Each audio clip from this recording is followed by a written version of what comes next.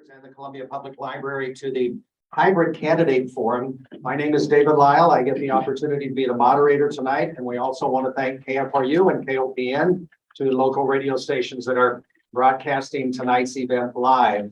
We're going to focus on 4 different races, and they're all different and have their different responsibilities, and will have their different atmosphere and environment. And so it's going to be an interesting night. We'll move pretty quickly. We'll basically, this is not going to be, especially for our first group, because we have 3 candidates. The other groups will be 2 candidates. So we'll give a little bit longer to this first group that I'll introduce in just a moment, but around a half an hour for each of our panels tonight. And what we'll do is give them an opportunity, the candidates, to introduce themselves, and then we'll ask some questions that have been provided by the League of Women Voters. And then we'll have questions from our audience that is live here at the Columbia Public Library, or if you're watching on Zoom, you can use the chat part of Zoom, and those questions will be handed to me. So let's tell you again, we're focusing on primary contested races, the Republican nomination for Boone County Presiding Commissioner, we'll get to that later this evening, Democratic nomination for Boone County Recorder of Deeds, Democratic nomination for Associate Circuit Judge in Division 10, and the Democratic nomination for Missouri State Representative District 47. Now, the winners of these nominations will go on to have opponents in the November 8th election, except in the judicial contest, because the winner of the Democratic primary in that judicial race will be the next judge, because there is no Republican candidate. We're going to have candidate forums. We anticipate those in October for the general election races. We always appreciate the League of Women Voters and the library for hosting these events. So first of all, today, we're going to do the Democratic candidates for Boone County Recorder of Deeds. The candidates are Shannon Martin, Bob Nolte, Nick Canote. The winner of this race is going to face Republican candidate Shimon Jones in November. Now, the Recorder of Deeds is responsible for making a record of documents, primarily in real estate, and the issuance of marriage licenses. In addition, Uniform Commercial Code, military discharge papers, tax liens, and miscellaneous documents may be recorded upon request and in compliance with statutes. So as we begin tonight, each candidate is going to have 2 minutes for an opening statement, and then we'll have questions that the league has provided. We'll take any questions that our participants have, and then we'll wrap it up with a final minute given to each of the candidates for a wrap-up comment. We're going to start with our opening comments, the 2-minute introduction comments, in the order that they are on the ballot, and then reverse that for the final comments. So let's begin by welcoming tonight Shannon Martin. Thank you for being here, and your opening 2 minutes, please. Thank you for having me tonight. I'm Shannon Martin. I'm born and raised in Boone County, 6 generations.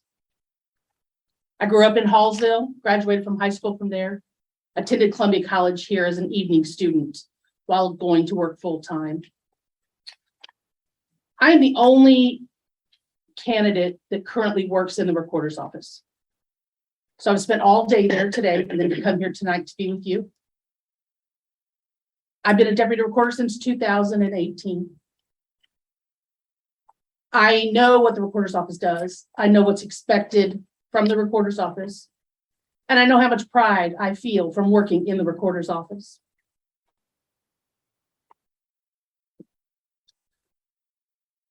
We just heard about some of the general responsibilities the recorder's office handles. And I do those on a daily basis. Today, I've spent the day recording documents and issuing marriage license. I'm the one solely responsible for putting those tax liens on people's properties. Not always the funnest thing, but you get to see some stuff. Lately, we've been doing a huge amount of certified marriage license to be Real ID compliant. So you've gotten your Real ID, you've been in to see us, and we've issued thousands of those in the past 3 years. And by 2023, that will take full effect to have that star put on your driver's license.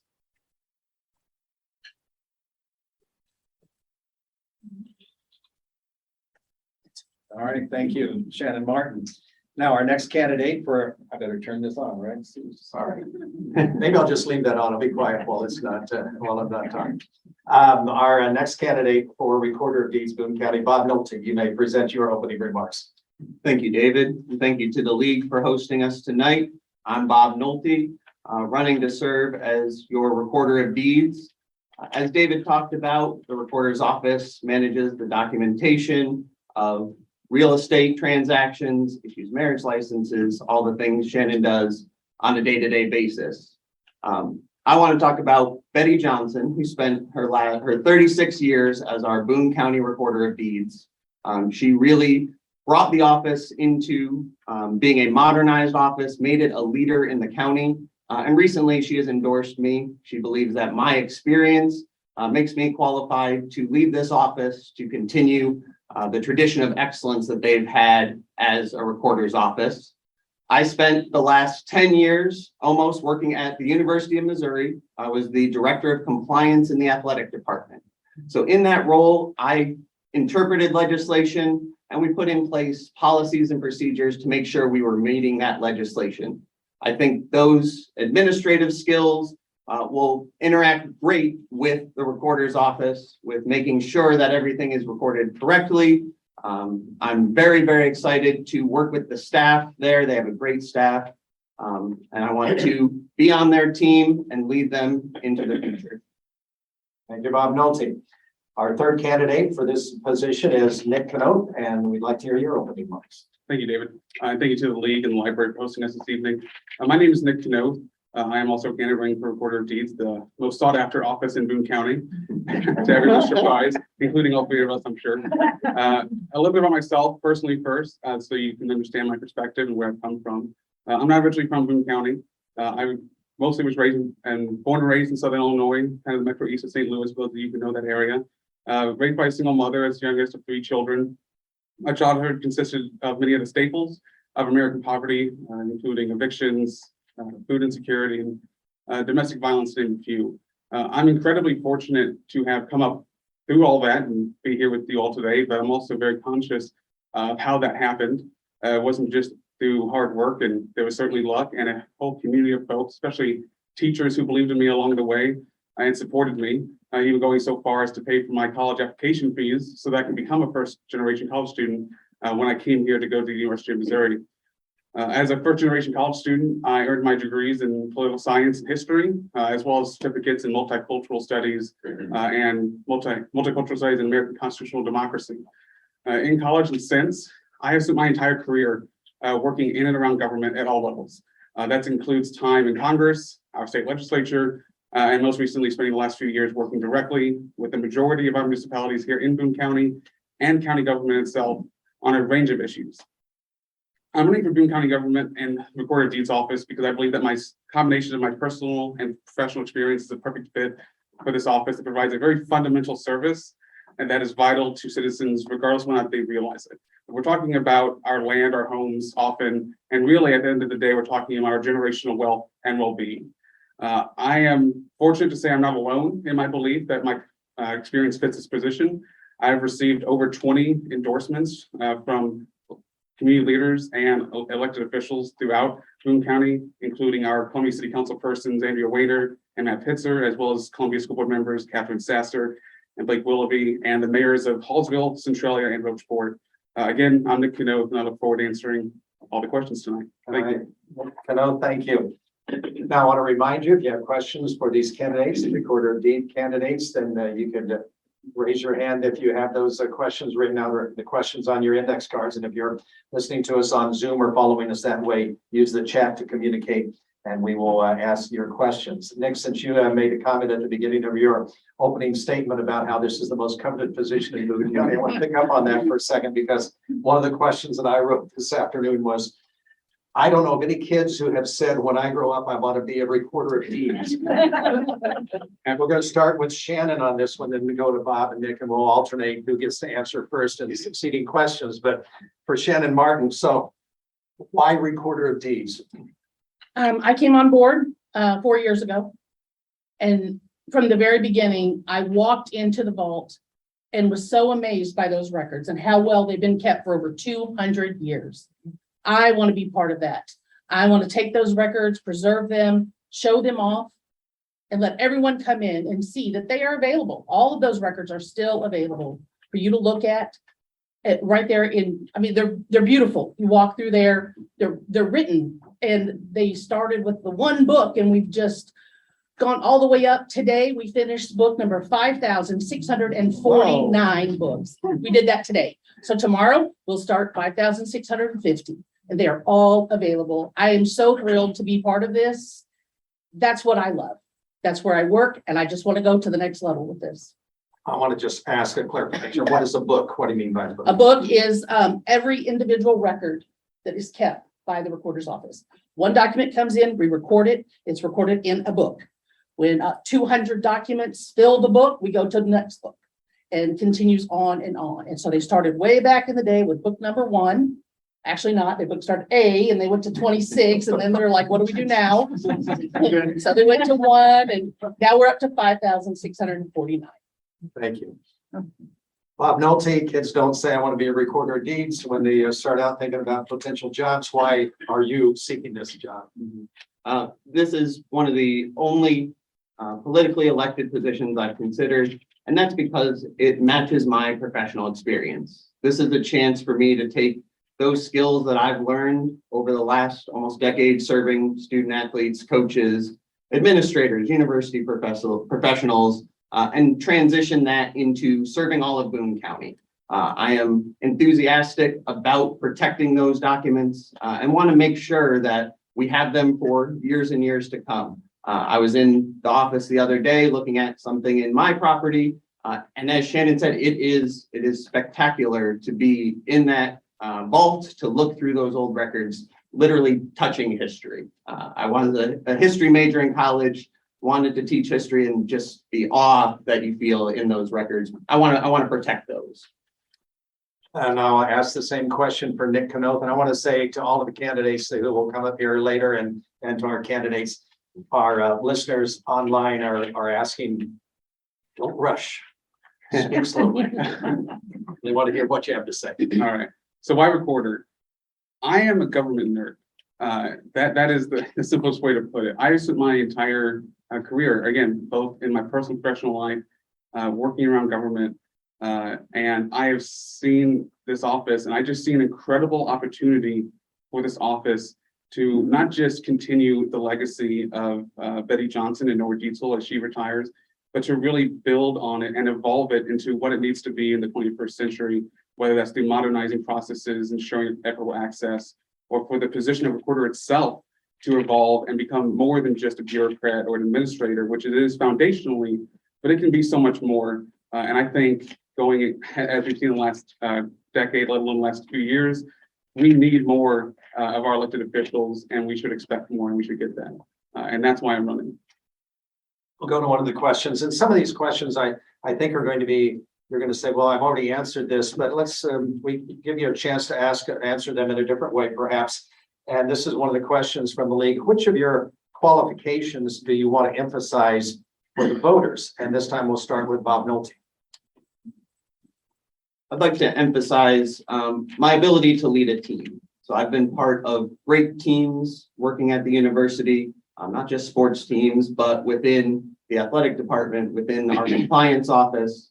So being able to effectively manage folks, to lead them forward, to make sure that people are getting the best possible they can when they come to work.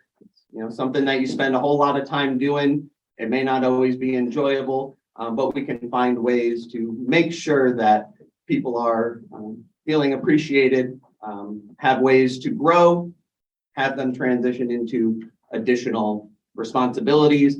So I want to, again, emphasize that team leadership, making sure that the next recorder is working with the staff to move them forward. Same question, and that question is, which of your qualifications do you want to emphasize for the voters? Nick Knoth.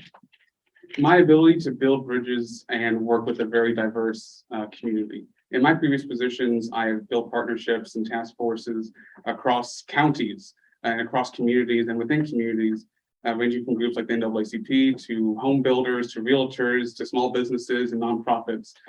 And that is a perfect fit for this office. This office works with everybody from developers to an individual who is unbeknownst to them, suddenly inheriting a property that they need help deeding to themselves.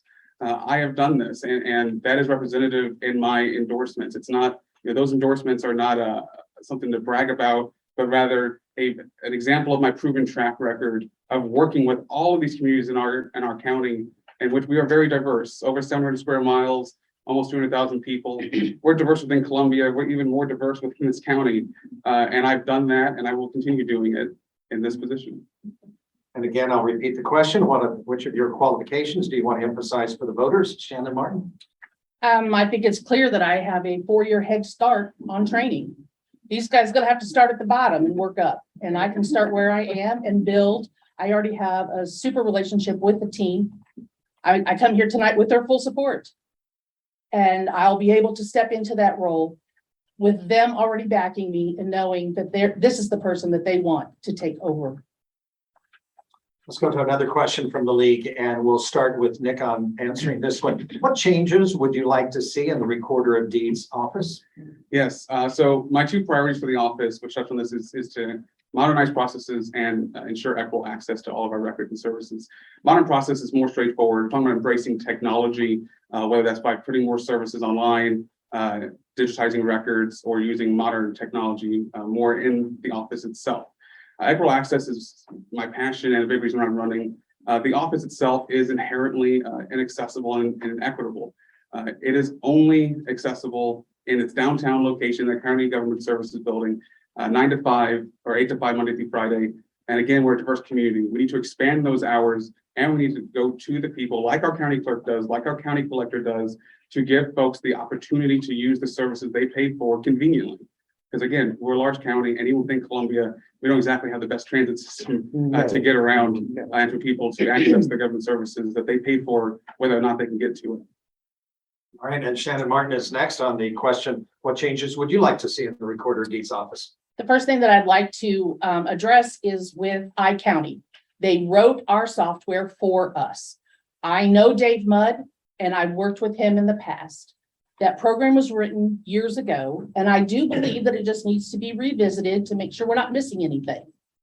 It's a great program, and even one of our current deputies actually helped write that program. That program is now used in a lot of other counties, not just us, but I think it's old, and I think it needs to have some updates done to it to make it going into the future. Again, I apologize for asking this just to one specific, but what is iCounty? iCounty is the company that wrote the program It's the program that you we use. It's very specific to recording documents. Okay, and finally, on this particular question, what changes would you like to see in the Recorder of Deeds office, Bob Knowlton? So my priorities, making sure we're protecting those records, providing secure access to them, as well as continuing to provide great customer service for folks to come in the office. But additional thing I think the recorder's office can do is providing education to the public. It's something that I did in my role at Mizzou, where I was educating coaches, student athletes, and the public. But people need to know about the services offered. So for example, you can sign up with iCounty to have notifications for when there's a change in your title. We also want to let people know about HB 1662, which allows people with racially restrictive covenants to have them removed from their deeds. So going out into the public, making sure people are aware of how to access these resources in the office, online, however that may be, but really educating about what the Recorders does. I've tried to do that through my campaign, both on the doors and on our social media. This question is kind of a follow-up, and at least 2 of you, and maybe all 3, have spoken about how wonderful it is to walk into this place and have these books. And it's like you can smell and see and touch. If you modernize an office like that and digitize it, aren't you losing that romanticism of real documents? And I guess we'll go in the same order we just did, since it's kind of related to your answers, Nick. No, you're absolutely not, because we would not be destroying physical copies. We would really be digitizing those, as Shannon said, as the office consistently works on, but really prioritizing it to ensure both redundancy and things of that nature, whether it's security or making things easier to access online. So no, I don't think you'd be losing that, because the vault will still be there. We still have physical records, and I'm pretty sure that has to be a state statute by my knowledge. But it would, again, security and access would be improved. Yes, I'm a Luddite. Go ahead, Shannon, your answer to the same question. We get a lot of phone calls about people that want to search the records from home. That maybe they don't have the access to get to us. They live in Centralia and don't drive, and they need to read those records. And every day in some downtime, if you call it, we don't have much, but we work on those records and we add page after page after page, hand entering all of those records, double checking, triple checking, and making sure all the information that as they are in the old books are put on the computer. It's not ideal, but I mean, it is technology and that's where our lives are all headed. Everybody wants to be able to see those. And, but they still call us and they want to know how to search. And we still have to talk them through how to search and how to sign up. But everything is still there. All the records are still available. Appreciate it. Bob Nolte, a final comment on this one? Yeah, so having just done this for my property, I would have loved to be able to do as much as possible from my home. But at some point you do have to go in. I don't think we necessarily lose that awe.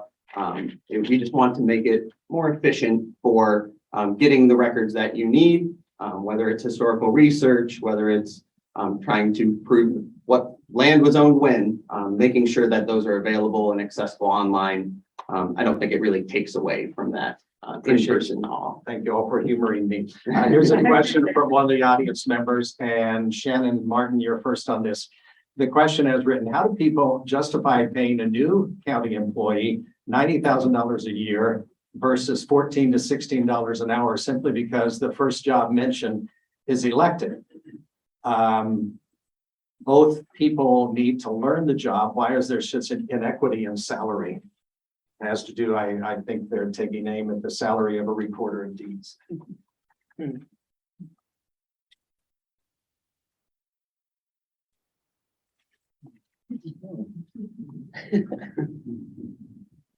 I think there's a huge learning process. So to stick someone into this position, making that type of money is kind of insane. It is a managing position. They manage 6 employees. That's a huge undertaking. And they do need to be recognized for that. It is an upper level position. It's an elected official position. We don't really know why because of how it all started years ago. But yeah, I mean, definitely there has to be some sort of a variance between the two, because if you're a manager, then yes, and you're an elected official, you've been chosen by the people of the county. I do believe there needs to be a different salary for that and not starting out at the $14 to $16 an hour range. Bob Nolte? So the reason the recorder is elected is the way Missouri state statutes are set up. So when a county becomes a second-class county, it becomes big enough to need a separate recorder from the clerk of the court. That's when it becomes an elected official. I think all of the elected officials make the same pay because they're expected to manage the offices they're in charge of. They're expected to participate in all of the duties of an elected official and are treated the same. I think it's important, like Shannon said, to have people with management experience and people who have started in roles similar to the deputy recorder. So when I started at Mizzou, was in a customer facing administrative role, but I was able to move up from that, was promoted, wound up training that replacement and then managing them. So having that experience, I think really does dictate that additional payment. Nick Kenoth, your thought? So I don't think there is an issue with the pay that the elected recorder of deeds receives. Again, as was mentioned, their pay is the same as most of the other countywide elected officials. And really that is appropriate given its administrative duties and leadership position, especially if you put it in the scope of the private sector, it is far less. I think the real thing that we should look at and pay attention to in that question, as I've talked about on the campaign trail, and I don't think I'm alone on this, our county is known for its poor wages comparatively. And it is impressive that our county staff and the folks who actually do the hard work do such an incredible job for relatively poor pay compared to especially their private sector peers. Fortunately, the Boone County Commission issuing a retention bonus this year to help keep employees, and I believe they're doing a pay scale study to help raise those wages. I'm very happy to see that. It's a step in the right direction. And so what I want to say is, I think the issue should be less with what our elected officials are paid and more that our staff are not paid enough, and that we need to raise their wages. Bob Nolte, you get first on this next question. How much does party affiliation matter in a recorder of deeds, race, or office? I've gotten this question a lot on the doors. So in addition to why is this elected, but really what makes you a Democrat and why are you running as a Democrat? I think it speaks to my values. You know how I will interact in the office. Have been a longtime Democratic volunteer, so I've knocked probably close to 5,000 doors for other Democratic candidates. Have been involved in the party, so it speaks to the values. It speaks to how I will do the job, respecting the employees in the office, but also interacting with our other elected officials, working with them on how we can move Boone County forward overall. Nick Canoth? Can you repeat the question? Sure. How much does the party affiliation matter in the recorder of deeds race or in the running of that office? So I would say to the question of how much does it matter, it depends on who you're talking to. I would argue that it shouldn't matter at all. All of our countywide positions should be nonpartisan, because really what we want is qualified people who are dedicated to good government and providing the best service for our tax dollars. Unfortunately, that's not the reality we live in. These are partisan positions due to our state constitution and the class of county that we are. And in that capacity, it was a no-brainer to choose to run as a Democrat. And to Bob's point, partially because of values, right? I think there would be a lot of folks who would agree that one party has of late, let's say, to put it lightly, lost its way. And so in terms of choosing a party affiliation and going off my past experience, again, for me, growing up as a poor kid who only, was able to go to college because of government grants and services, and even was fed and went to school thanks to government, I am never going to hesitate to be a Democrat. Shannon Martin, same question for you. You're speaking from having experience in the office. I'm gonna go at a customer service base. Whether one person walks in with one document or a title company comes in with 50, we're gonna treat them exactly the same from beginning to end, period.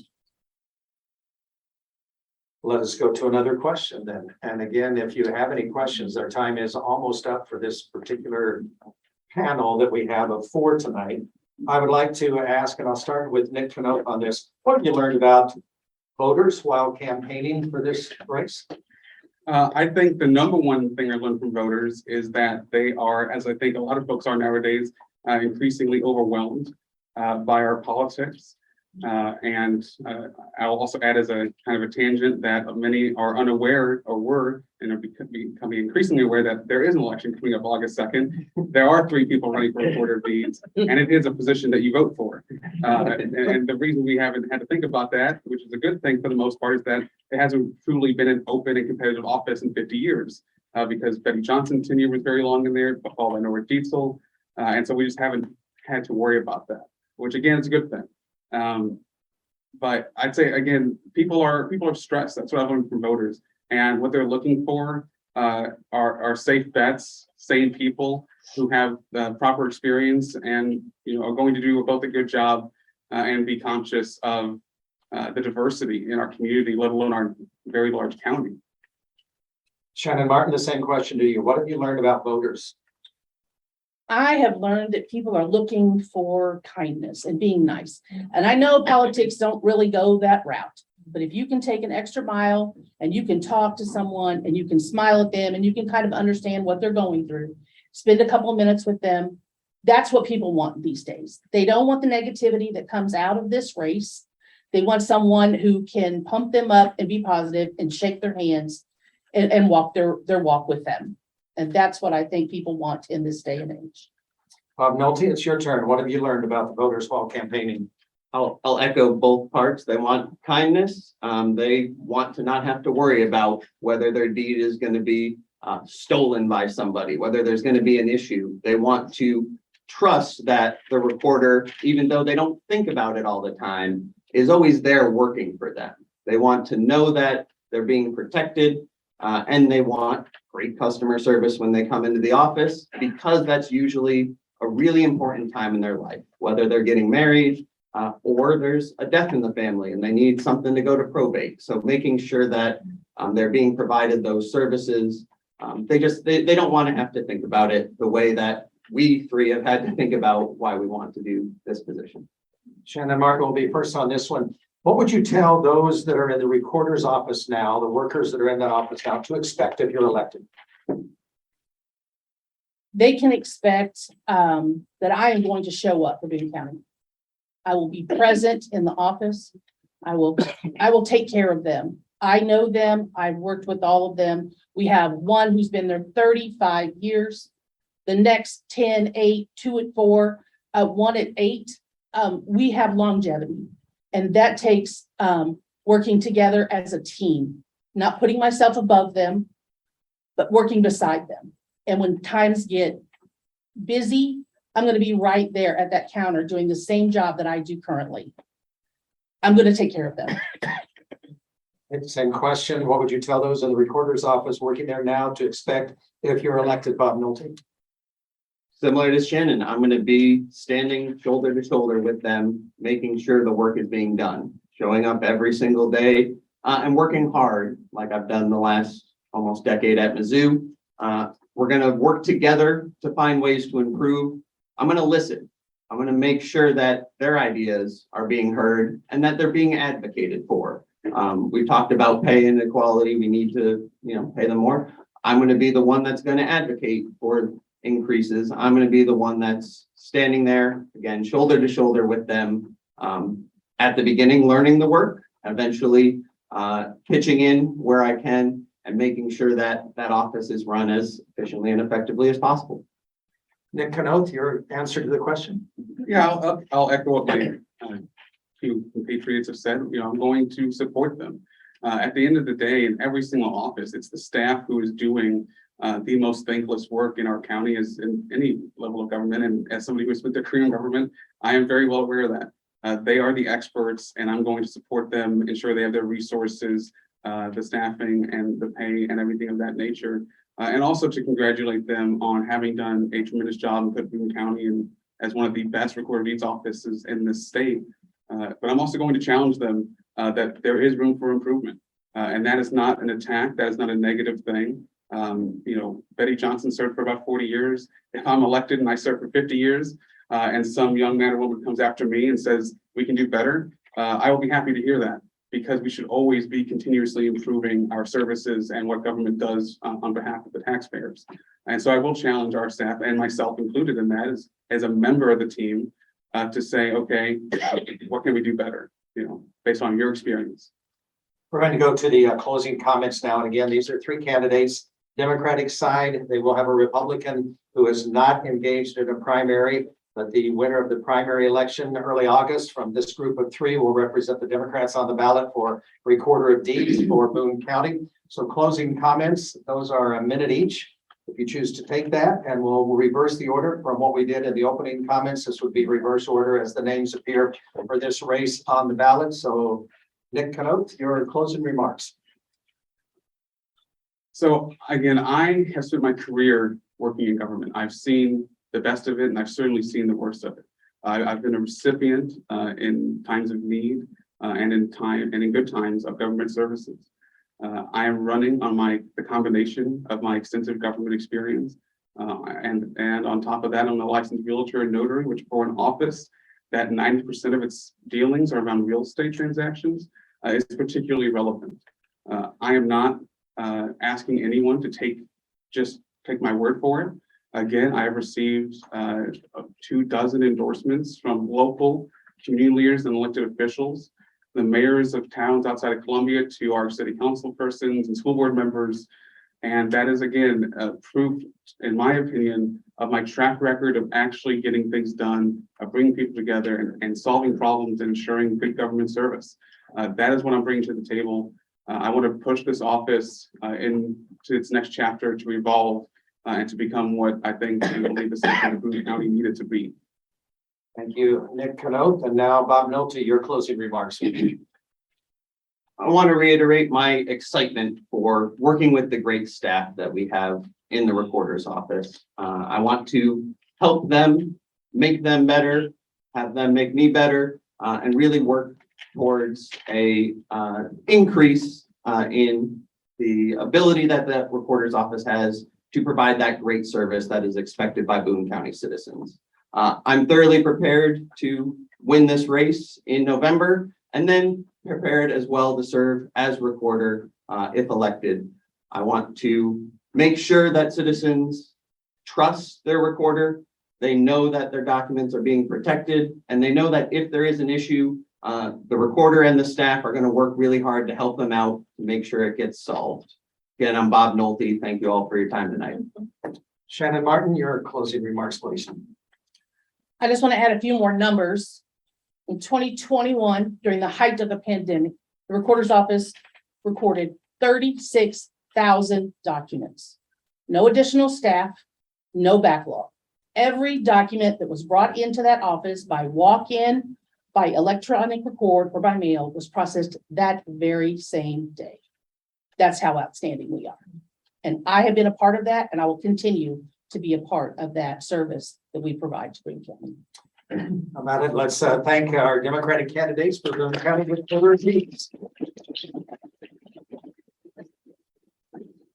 We are being asked by the radio stations, again, KFRU and KOPN, at least one of those stations wants to have a 2-minute transition period, and we need that anyway to reset the front. Our next candidates that we're going to ask to have come to the front are the candidates for the Associate Circuit Judge Division 10. They will be, should we go back to our first? We can do that. All right, let's go to Presiding Commissioner, the Republican candidates for Boone County Presiding Commissioner. My mistake there, but we'll get those two candidates up and we'll be back. You're listening to the candidate forum from the Columbia Public Library presented by the League of Women Voters and the Columbia Public Library.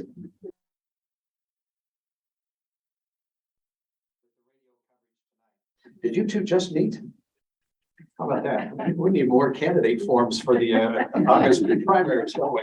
What I was asking is the two candidates for the Republican side of the Boone County Presiding Commissioner. The Boone County Commission is an elected 3-member governing body.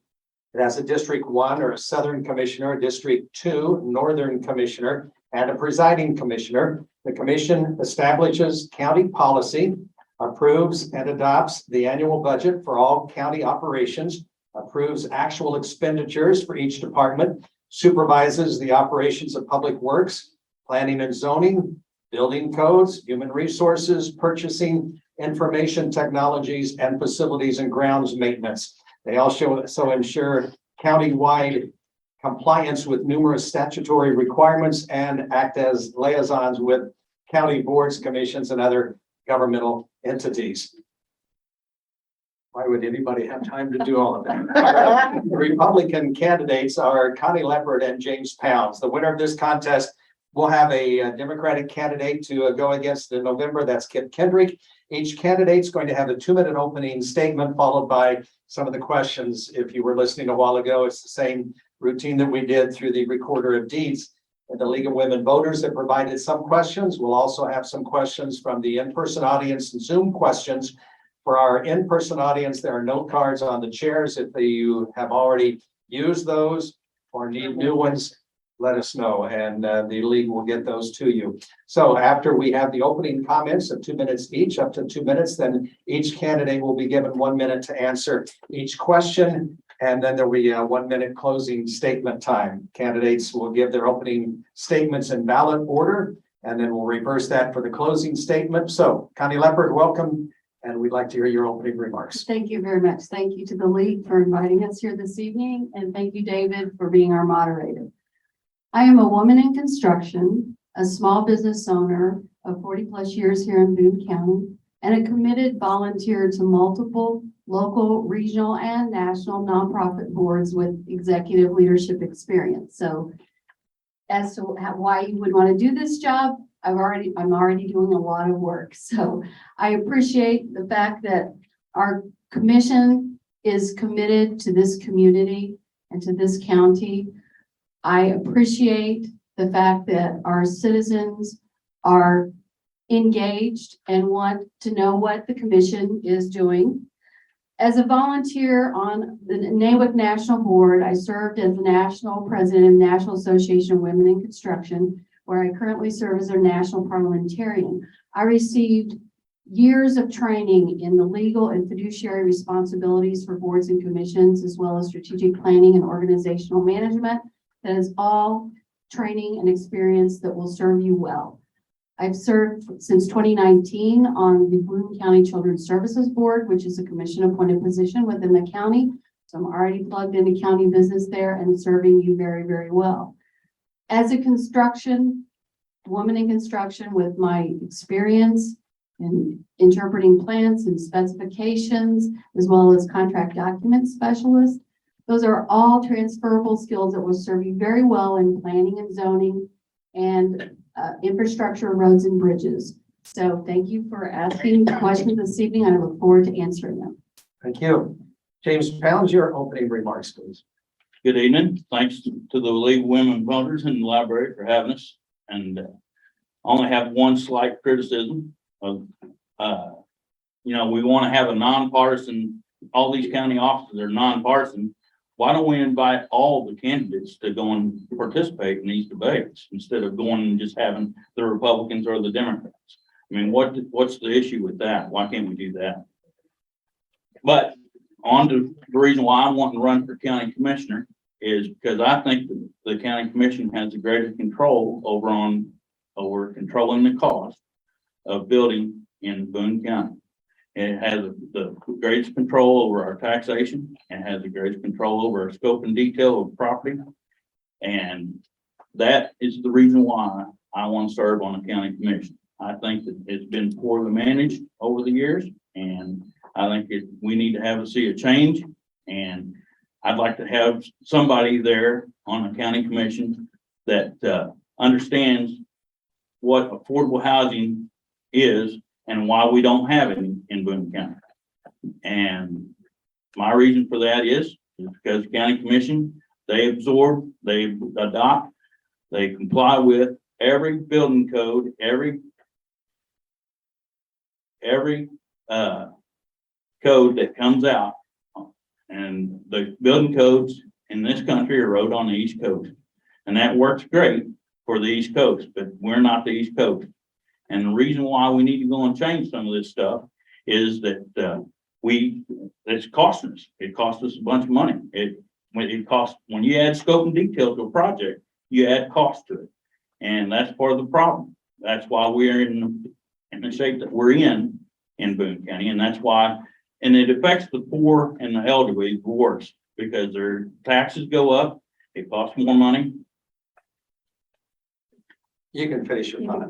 It costs more money to build it costs me more money to build a house, then the taxes are increased and the insurance is increased, the sales tax, everything across the board. You add scope and detail to a project, everything goes up to it.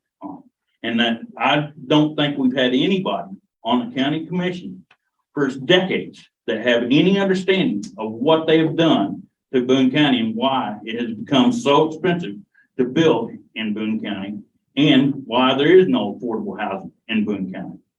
Let's end it there because I think you're going to have a chance in some follow-up questions to expand on that idea if you choose to. I will say that the league will hold forums of contested races, and whoever wins your race will be invited to participate in an October forum against the Democratic candidate. I think I get your idea, and it kind of picks up on what the recorder of deed candidates were saying, which is why not make this nonpartisan? With that in mind, then I'll ask, and Connie Leopard, you're first on the first question. How would a Republican presiding commissioner govern the county differently than a Democrat? Governed differently. The commission has their authority by state statute. My personal opinion, it has nothing to do with the political party. It's about your professional experience, your leadership experience. I have executive leadership experience. And Boone County is a very, very diverse county with multiple types of people and multiple income levels. And we need the commission focus on the whole of the county, which that's why I said, I believe that the commission is. We're supposed to focus on the whole of the county, and it really should have nothing to do with what political party you're affiliated with. It's about the job, keeping that job, responsibilities, being dedicated to that job, showing up every day, working very, very hard. Your fiduciary responsibilities that I've been trained on is you set aside your personal opinion on many issues to focus on what's in the best interest of the whole of the county, which is exactly what I would do. James Pound, the same question about the difference of a Republican presiding commissioner governing the county differently than a Democrat. Well, since Keith Snar, we've had a Democrat as presiding commissioner other than Keith Snar for 3 decades. And I think that part of the problem is, I think Democrats think just a little bit differently than Republicans. I think and the reason why I identify as a Republican is I'm more fiscally conservative. I look for ways that we can go and save money and go and keep from increasing the cost of living in Boone County and making it where the poor and the elderly have a place to live. I want them to be included in our community. I don't want them to be, bought out. I don't want them to be forced out of Boone County because of cost. And our property taxes have gone up. Our insurance has gone up on these houses, but cost of building these houses has gone up. That's where I stand on it.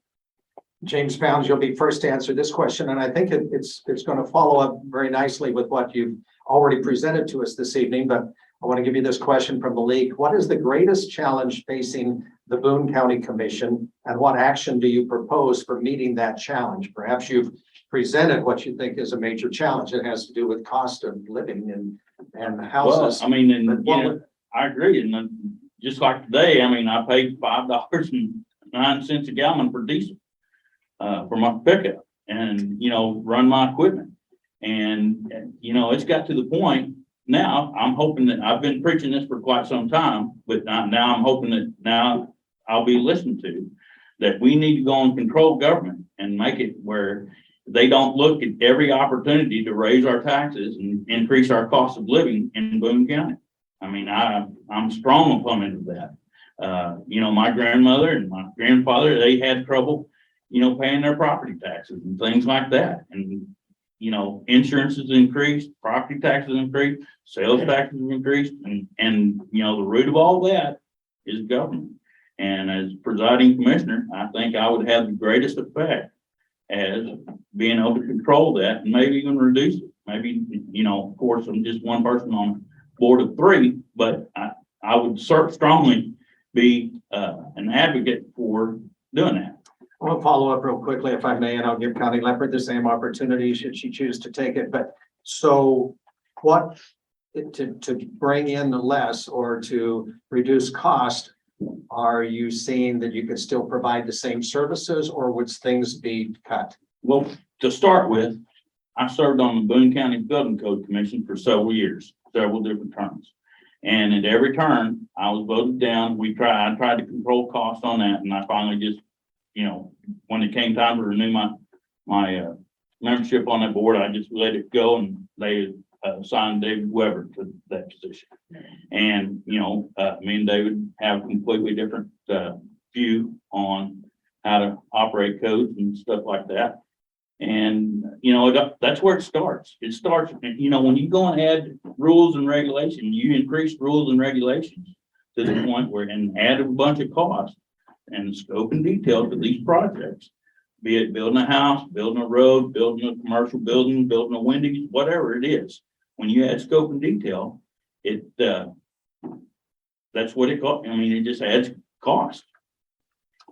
Connie Leopard, I'm going to give you an extra time should you choose to take it. It is a 2-part question, so I think that's fine. What's the greatest challenge facing the Boone County Commission, and what action do you propose for meeting that challenge? As a business owner and with executive leadership experience that I have, I'm always looking forward. And I know right now, and I agree with Jimmy on this point, on fiscal responsibility. That's why I am on the Republican ticket, because I do believe in fiscal responsibility, accountability, and transparency. And I will agree that I'm looking down the road. I know we're flush with cash right now and everybody feels really good, but we have been in the construction industry for more than 2 years dealing with very high rates of inflation. We just received material cost increase notices again this week in our industry. I'm in the commercial industry sector. Those costs over time are going to eat into the county budget. There is no question. We are already dealing with workforce issues, which is going to increase wages. Our county budget right now, if you look at the 2022 budget that was prepared, one of the stipulations that the budget was based on was that the inflation would level out from last year, and it has exploded. I believe looking forward, we've got to look at our fiscal responsibilities on what it's going to look like if we hit into a hard recession. We don't know, but I can tell you that the experts were saying it was transitory. We could tell you in the construction industry dealing with it for 2 years, there was no way the inflation we were dealing with was transitory. So is it going to be a hard landing or soft? I have no idea. I'm not an economist, but as a businesswoman, as a business owner in this county, I've lived through recessions that were very difficult. There's going to be difficult decisions to make, and I'm prepared to make those decisions. You give her 2 minutes. Okay. We'll move on to another question from the league. And Connie Leopard, you're first on this. Leadership skills are essential for the role of presiding commissioner. What leadership skills and leadership experiences do you offer for this role? I think you've addressed some of these. And what prompts you to run for office at this time? As the National Association of Women in Construction president, I represented women from every sector of the construction industry, union, non-union, every discipline within the industry, north, south, east, west, Guam, Hawaii, Alaska, every ideology you can imagine. I was able to do that very successfully because I kept the eye on what the mission of our association was all about, and it was the people that you were serving. So executive leadership and being a leader on the commission, that's one of the things that excites me the most, because you're able to, whatever is not within the authority of the commission to do, you, because of the liaisons and all the different boards that you serve on, you're connected with the people. And I am so excited to be connected with the people. That's who I am. I've been to over 130 community events since mid-January because I love being with people, the whole county. And I will continue to do that. And that, I think, is executive leadership. I'm going to repeat the question for James Pounds. Leadership skills essential for the role of presiding commissioner. What leadership skills and leadership experiences do you offer for this role? And what prompts you to run for office at this time? Well, as the head janitor for James Pounds Construction, I go and monitor and do everything I can to go and save money to make it where I can build affordable housing in Boone County. And it's very hard to do that. And thankfully, my CEO gives me the latitude to go and do that kind of stuff. And that's the reason why I think the problem with it is, I think you're going to get into the executive positions is you get to the point where you don't listen to the janitor. You don't listen to the people that are actually doing the job. And that's not an issue for me because I do all of it. I wear all the hats down there. And I'm a very good janitor. I do a very good job with that. And I have done a very good job at saving James Pounds Construction's money on and maintaining fiscal responsibility. This is a question that the recorder of deed candidates got. I'm going to rephrase it just a bit because I think this is maybe the gist of this question. It has to do with the salary. You're running for public office. It's pretty easy to find out what the salary is for presiding commissioner or sheriff or recorder of deeds.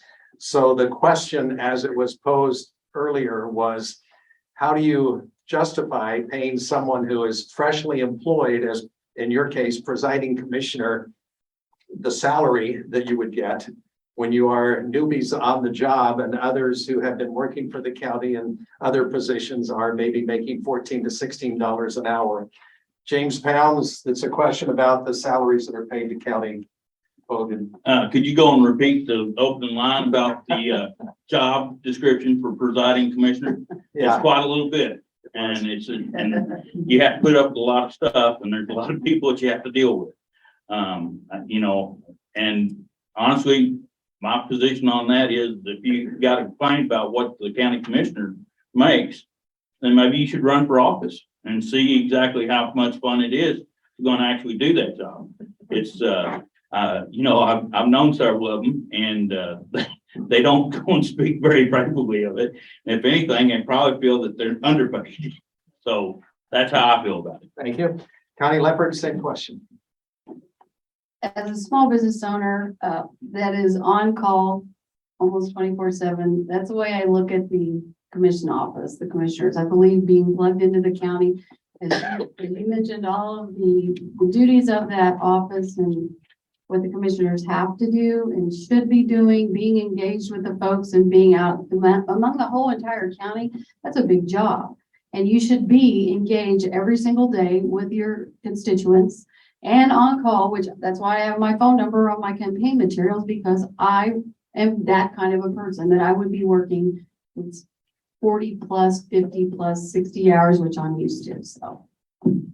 Candidate Pounds mentioned a moment ago something about the high price of diesel fuel and other, and I think Connie Leopard also mentioned something about the costs and where we are as far as inflation is concerned. This question goes to Connie Leopard first. I mean, what kind of power does the Boone County Presiding Commissioner have over these issues of inflation and price? You don't, it's out of your control. But what you do have authority as a commission, and you're one of three, so it's not the presiding commissioner by his or herself, it's the commission as a whole looks at the whole of the county budget, working with all of the county officials, looking at those costs, working with the purchasing departments, and doing the best job that they can. And if times require cutting, that's what would happen, because unlike the federal government, the county does not have a printing press in the basement of the county building. So it's obvious that we have to work within the budget that's provided to us by our revenue. James Pounds, same question.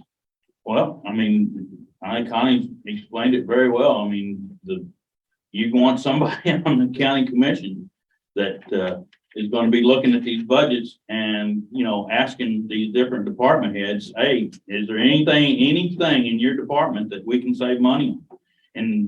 And it's not just that. It's just like when you go in like the road and bridge department, you know, the guy running the road grader, he might have a pretty good idea that might be able to save the county money, and nobody's listening to him. Maybe we ought to go and start talking to these people, I mean, that are actually physically doing the job every day, and see if we can learn something, learn a new way of doing something. That's where I'm at. You know, I don't have any problem with getting dirty. It's just part of the job. And I think that's what this job needs. It needs somebody that's actually hands-on, that doesn't sit in the office down there in the county building and get out and talk to people. James Pounds will be first on this question. It kind of hits on some of the things we've been talking about. How well do you know the Northern Commissioner and the Southern Commissioner, and how do you think you'd get along with them and working as one of three? Oh, I think I'd get along really good with them. I mean, I think I'm they're probably secret fans of mine. And I wouldn't be a bit surprised if I don't get a vote or two from either one. Right, Jenny? One of the commissioners. Now, Janet. Those who are listening by radio or by Zoom. Jimmy and Martini, you get Martini? Connie Leopard, how well do you know the Northern and Southern Commissioners, and how do you anticipate working with them? Actually, I know them very well. I've been attending the commission meeting since mid-January. I think I've missed 4. So I've been observing how the commission works and the business that's brought before the commission. I've also worked at Janet. I'm on the Boone County Children's Services Board, and she's the commission liaison to that board.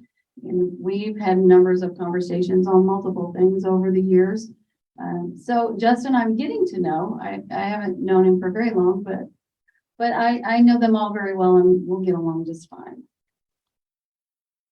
Only time for maybe one other question, and then we'll go to the closing comments. Connie Leopard first on this one. Other than what you've talked about so far, could be roads, it could be public safety, it could be Columbia, Boone County relations, it could be more about development or public health.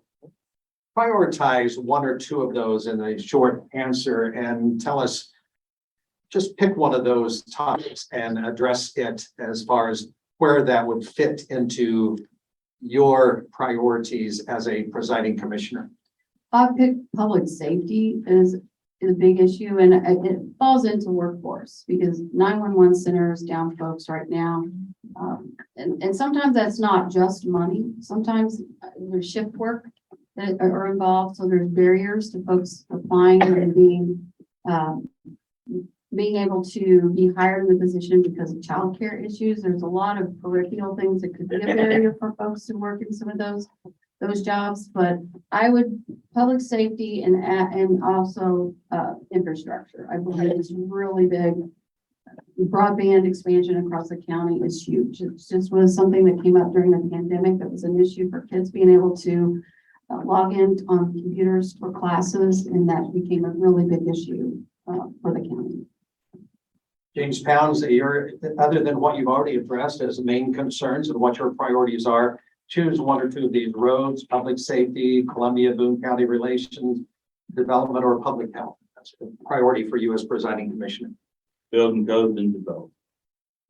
I think we can make a vast improvement in both those areas. I think there's a lot of room for improvement.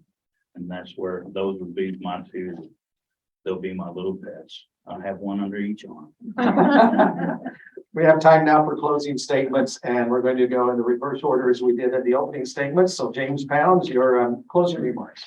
Closing remarks. I'm James Pounds. I'm running for Boone County Presiding Commissioner. I'm not here asking for any money. I don't want you to put a sign in the yard. I want your vote.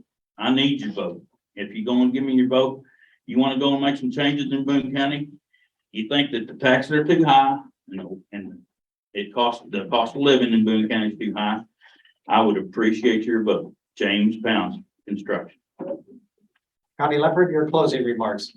Thanks for allowing me to be here this evening to introduce myself. I just want to make one statement. There's only one reason why I'm running for the position of presiding commissioner, and that's because I grew up here. I'm connected to this community. I have a heart to serve.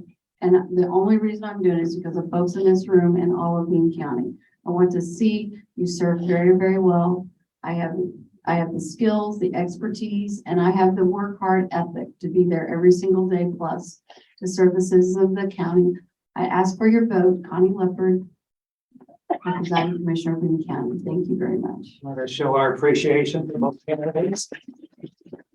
The Republican candidates for Boone County presiding commissioner, James Pounds and Connie Leopard. We're going to take a 2-minute break here as we reset the front panel, and we'll get ready to go with our next panel, going to be the two candidates that are running for Associate Circuit Judge.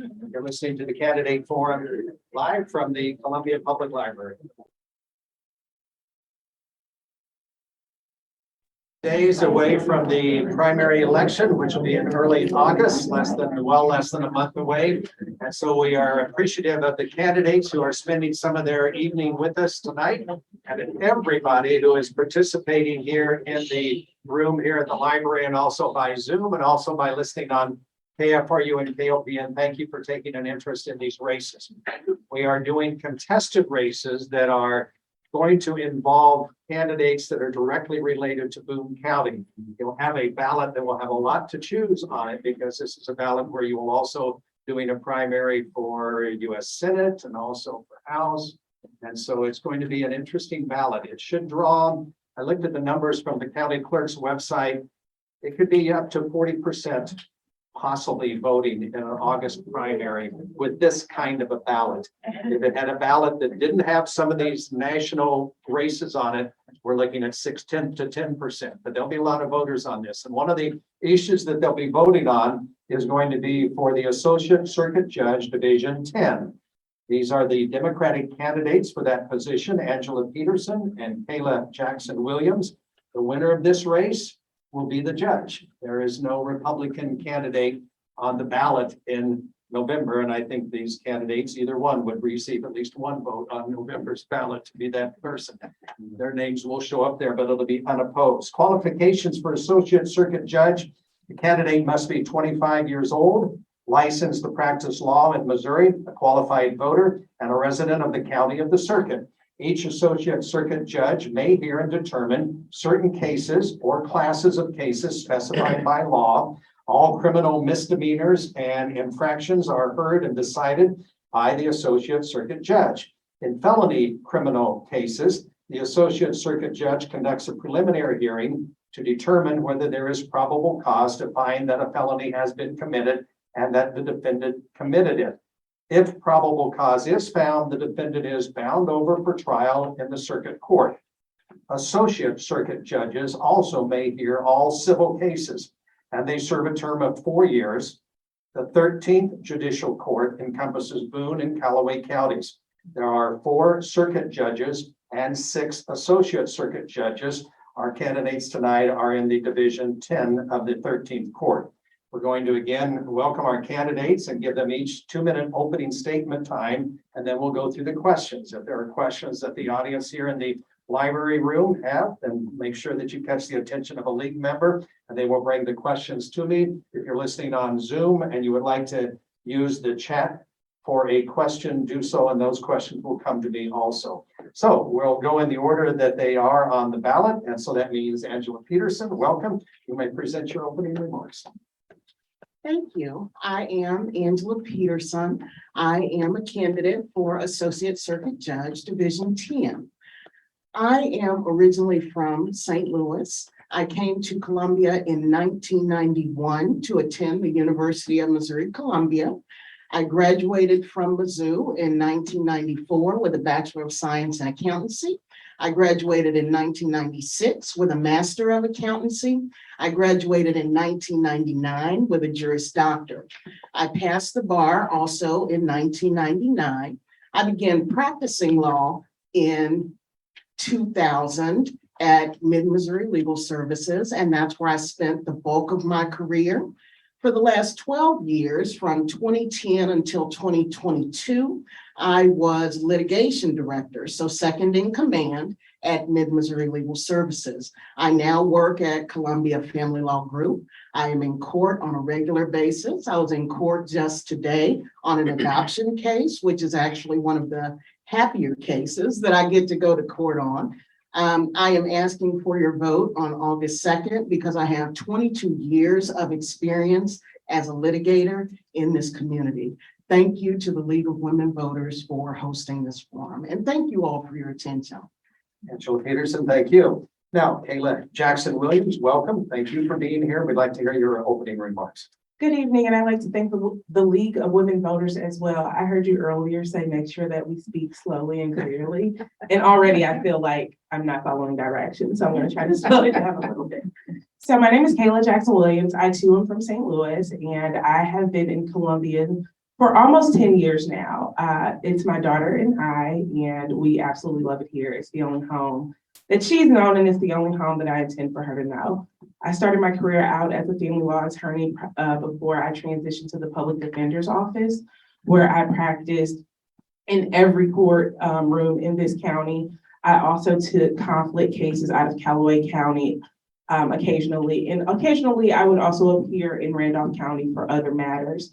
I'm currently practicing in civil litigation, and I have been there since 2020. I'm also an adjunct professor at the law school, where I teach client interviewing and counseling. And so when people ask me, like, what does that even mean? I tell them that I teach people how to talk to people. So I teach my students how to have interactions with clients and how to do so in a way that's meaningful and in a way that will actually have an effect in a positive way. I teach them how to put their biases aside and how to understand what someone is truly trying to translate to them without them having to truly know a person wholly before being willing to help and truly show that they care. I am a member of the Missouri Supreme Court's Commission for Racial and Ethnic Fairness, but in particular, the Juvenile Justice Subcommittee. Because Division 10 does work with the juvenile courts, that is one of the primary reasons that I am going after this seat, and why one of the primary reasons I believe that I would be the perfect candidate for this role. And so I know we're going to have a lot of questions, and I just ask that you listen with open hearts and minds and really get to know us. So thank you. Thank you, Kayla Jackson Williams, and I'm trying to remind myself to speak slowly too, so we'll work on that together. We'll start with the first question that goes to Angela Peterson. What courtroom skills do you have to make a good judge? I have the skills of listening. Part of what I've done and part of what I do now is talk to people every day. I have had probably tens of thousands of conversations with clients over my 22-year career. What judges do, I think what their primary function is to listen. They listen to the evidence, they try to determine credibility, and they apply law to those facts. I have been in front of over 50 judges in my career throughout mid-Missouri, and I have seen many different judges. I've seen the good, the bad, and the ugly, and I've learned something from every one of those appearances over the past 22 years. And that's one of the things that makes me uniquely qualified to be judge. Same question. What courtroom skills do you have to make a good judge? Kayla Jackson Williams. So as a public defender, I handled hundreds of cases at any given time and all simultaneously. I have had 9 jury trials in this county alone, and countless number of preliminary hearings that he spoke of earlier. I've had bench trials in the family courts, as well as bench trials in the adult abuse and neglect courts. I am a mock trial coach at the University of Missouri School of Law, where I teach courtroom skills. And so I understand what it is to be a litigator, to be in the courtroom all of the time, to do every single stage of a trial. But I also believe that I have the knowledge and the skill base to take on any type of case with my diverse legal background and be able to not only listen, but show that I'm understanding the law, applying it appropriately, and doing what needs to be done in order for justice to be served. This question is going to go to Kayla Jackson Williams first. What thoughts or emotions do you anticipate having the first time someone would address you as judge? So I believe in manifestation. And so because I believe in manifestation, while I'm not judge yet, I'm going to say that I will be. So I want to just hear that word all the time. So when I wake up in the morning, Kayla, you're going to be judged. So I hear myself say it all the time. And while that sounds funny and it's cute, it really is for me something that you're not going to have your dream become a reality if you're not speaking your dream into existence yourself. So I know that when it actually happens, I'll probably ignore it the first time because I won't believe it. But then I'll actually realize that it is real, and I'd probably just smile and just truly be happy that a dream came true. Angela Peterson, same question to you. What do you anticipate as a thought or emotion that you would have the first time someone would come up to you and say, judge? Well, the first thing that I would do would be to make sure that that person is standing up, right? So I would hope to have somebody next to me that will say, everybody please rise. Seriously though, I would recognize it as a real honor. I would recognize it as a culmination almost of my service to the community. What I've done at Mid-Missouri Legal Services is represent people who would otherwise be unable to afford an attorney. And so I believe that I've shown my commitment to the community. If I then receive the respect and honor that a judge receives, I would say that I've earned it, quite frankly. Angela Peterson, you get the first go at this question. What has been the most challenging legal case or one of them that you've worked on? I have worked on a lot of cases over the years. The ones that stand out to me the most are the ones where we have a child that has been a victim of sexual assault or domestic violence. The times when the judge comes down from the bench sits at us with counsel table and interviews that child. There are stories that you hear that only come from children that you cannot forget. And helping those families through that is one of the things that stands out to me most. Just some of those statements from those children that are going through that difficult time. Question is, what has been the most challenging or among the most challenging legal cases you've worked on? And this is for Kayla Jackson-Williams. That's a hard question for me because as a public defender, I saw so many things come into my office. I heard Angela speak about sexual assault, and so like, of course, those cases come to mind, and think of a 5-year-old saying that daddy takes money. That phrase will forever be with me. And it is something that no parent, no one ever wants to hear. So of course, that's one moment that stands out. But then I think one of the bigger moments is my very first 8 felony jury trial was a 17-year-old charged with a felony and an unclassified felony and was looking at life in prison. And getting 2 acquittals during that trial was definitely the most amazing experience. But also just the ability to connect with his mom, talk her through the process, and really let her know that I was a person who cared about her child and that I wanted what was best for him as well as justice for everyone would definitely stand out as well. We will stick with you for answering the next question. It is another League of Women Voters question. A judge has latitude in establishing guidelines when dealing with children regarding abuse, protection, and guardianship. And you both just spoke on this matter of those are some of the toughest cases. What in your background prepares you to make the best decisions in these complex and emotional cases? So again, I started out in family law, and in my very first bench trial actually was a case where we had to deal with these similar issues. And I believe my experience in that case shaped my entire view of how that system works. And so I know that in going into these types of situations, there are factors, there are considerations that have to be looked at. And I believe that I would have the ability to do so. In addition to that, I tell people that while I may not have as many years of experience, I have a lot of personal experience in dealing with situations such as this. While I am a single parent, I have one of the most amicable parenting plans out there, in that even my child's not here today, which is really weird for me, but she's in Chicago with her dad because it's a part of our parenting plan. And it's knowing and understanding what's in the best interest of the child as well as the legal precedent that's set before you and making your decisions. And I know that I'd be able to follow it. Those who are not in here, they are not watching, that's Kayla Jackson-Williams. So now we turn to Angela Peterson. The same question. Again, it's from the league. Judge has the latitude in establishing guidelines when dealing with children regarding abuse, protection, and guardianship.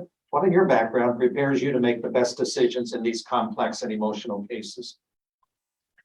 22 years of experience handling these cases, and I've handled some of the worst cases.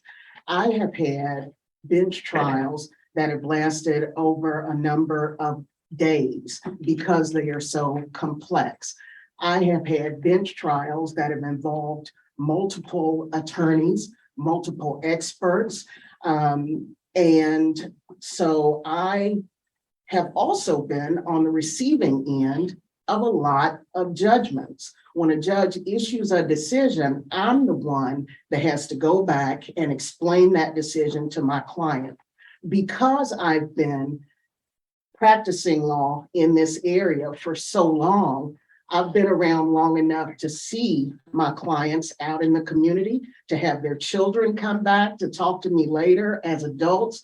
And everything that you learn through all of that is what prepares me to be the best candidate for the Division 10 judgeship. Peterson, you will be answering this question. And this seems to come up, and I think it's because of these forums, we've had judge candidates before, and it's a good question because it speaks to the fact that you two are on the Democratic ticket. I think some people are bothered by the fact that judges are aligned with a political party. And The question is handed to me, should judges be non-politically aligned so bias and opinions come into play less? I'll just ask your opinion about that, please.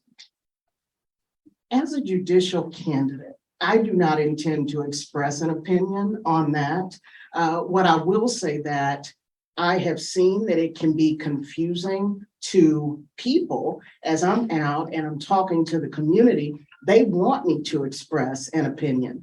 Certainly in light of the Dobbs decision, people believe that I think a certain thing because of the fact that I have to declare a party in order to run for office. The nature of a judge is that he or she has to put aside whatever their personal opinions and beliefs are in order to apply the law and to do what the job calls for. So again, I will not express an opinion as to whether or not this should be partisan. I will just say that the nature of the job itself should be nonpartisan. For instance, the office that I'm in now, we do a lot of gender changes, and you cannot guess based on a judge's political affiliation whether or not they're going to accept those. I've been surprised at which judges will do them and which judges will not. Thank you, Ms. Peterson. Now, Kayla Jackson-Williams, the same question to you about running political as a candidate with a specific political party and how that factors into your thoughts about running for this position.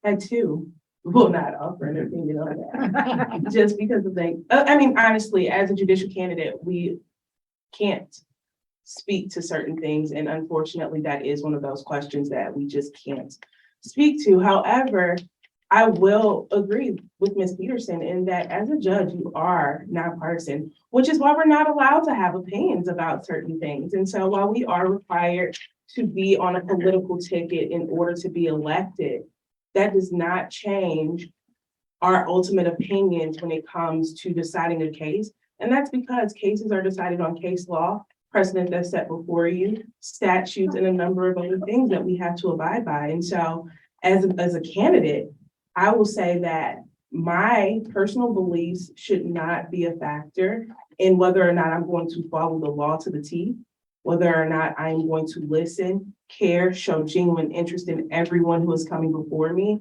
and truly put my best foot forward every day. Well, this question may not have an answer from either of you then. I'm going to ask this anyway.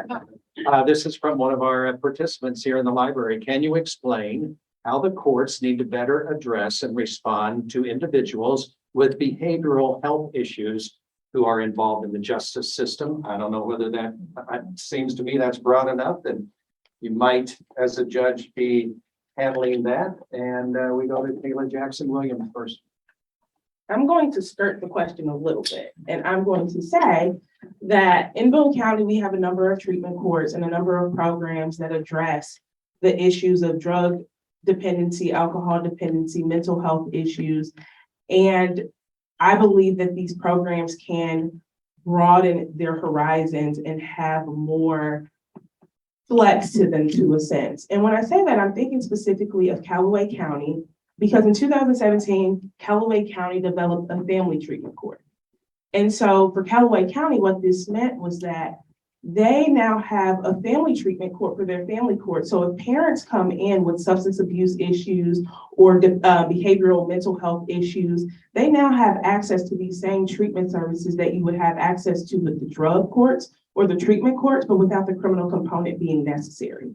And I do believe that Boone County would benefit from something similar. And it's something that I've already discussed with Commissioner Clevenger, if elected, as well as Powerhouse Community Development, and working with preparing a grant for Boone County to have that type of program, because it was a grant funded program for Callaway. Thank you. Angela Peterson, should I repeat this? Yes, please. Please. Okay. Can you explain how the courts need to better address and respond to individuals with behavioral health issues? I agree with Ms. Jackson-Williams. Boone County, the 13th Circuit has been on the forefront of treatment courts, and I think we've seen it in the community overall as a positive thing. I remember when Judge Christine Carpenter began drug court, and it has been a successful program. And since then, we've seen the courts adopt more and more. I think now they have a mental health treatment court. So I think those programs can just expand. I will also say that I have represented a lot of people with diagnosed mental illness. I have been impressed by some judges with the way they deal with that. I have been unimpressed with some judges and the way that they handle that. So because of what I've dealt with, I've represented clients who have needed not just me as an attorney, they've also needed a guardian ad litem because of their mental capacity. And so I am familiar with working with people with mental illness, and I understand that it's something that has to be addressed. And I think the court is doing a good job of that, and it should be expanded upon. We'll do one more question and then we'll have closing comments. And Angela Peterson is first on this one. Share one or two of the experiences that stick in your mind that you've had while campaigning. I have been pleasantly surprised most of the time while campaigning. One of the things that I have been surprised by is how few people, one, pay attention to the judicial races, and two, how little they know about what a judge actually does. I have been asked about speed bumps. So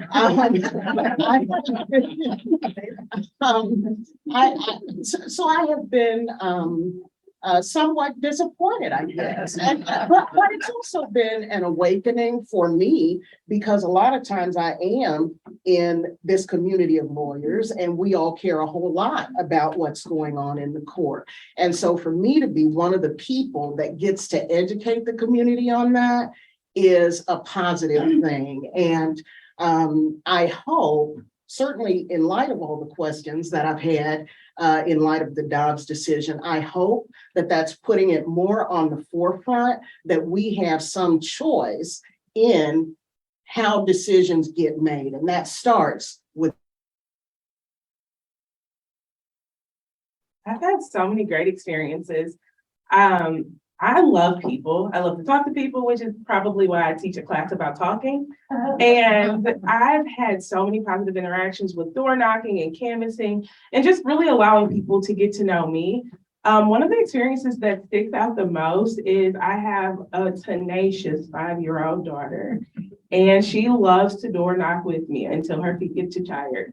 And she loves to hand out the stickers. And I am just always so happy to see how many of the people in our community are so welcoming of her. And it just allows me to know that like our community is surrounded by so many good people, and that regardless of what happens with this race, I've met a lot of people in our community who are absolutely awesome. And their interactions with my child and I are what stick out the most, because it's truly been a welcoming experience. Let's go to closing remarks now, and we'll start with Kayla Jackson-Williams. You have a minute to add anything that you haven't talked about so far, or reiterate what you have. So one of the things that I always say, I say that the first day of class, it's something that my professor said to me on my first day of law school, who happens to be my treasurer, which is Bob Bailey. And that's that people do not care what you know until they know that you care. And I think having a caring spirit, a caring heart, and a genuine caring nature about you will allow you to succeed in so many different ways.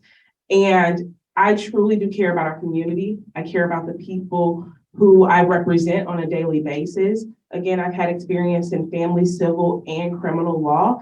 And so I truly believe that with my diverse legal background and the fact that I'm in this weird subset of individuals, because I refuse to be a millennial, even though I was born in the 80s, but I'm not quite Gen X. And I say that because I'm in this weird gap of individuals who are grown enough to understand right from wrong, but young enough to understand some of the decisions that these younger youth are making, and being able to translate that to the others. And I feel like I'm a perfect gap bridge builder. Oh my gosh. And I really truly believe that having a different perspective on the bench is going to be extremely important, and having a different perspective from someone with an immense amount of in-courtroom experience and quality in-courtroom experience is going to be important. Angela Peterson, your closing remarks, please. Division 10 right now is exclusively family law. The entire docket is divorces, custody, juvenile cases. And that has been my experience for 22 years.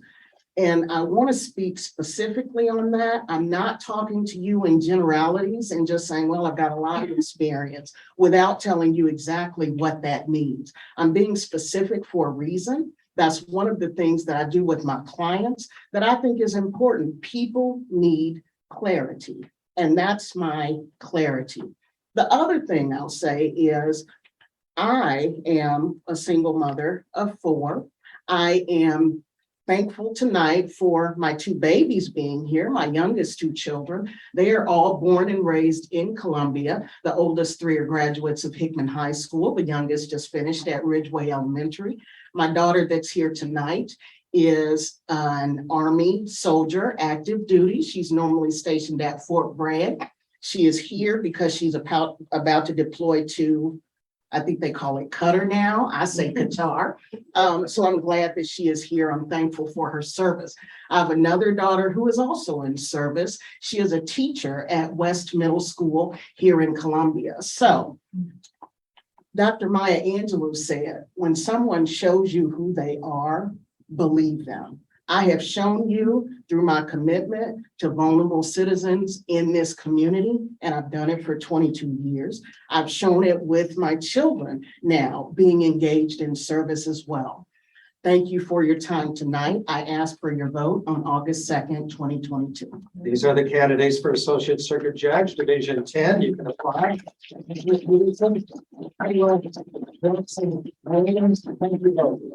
up, we'll have the Democratic candidates for the 47th Missouri State Representative seat in Jefferson City. We'll take a 2-minute break.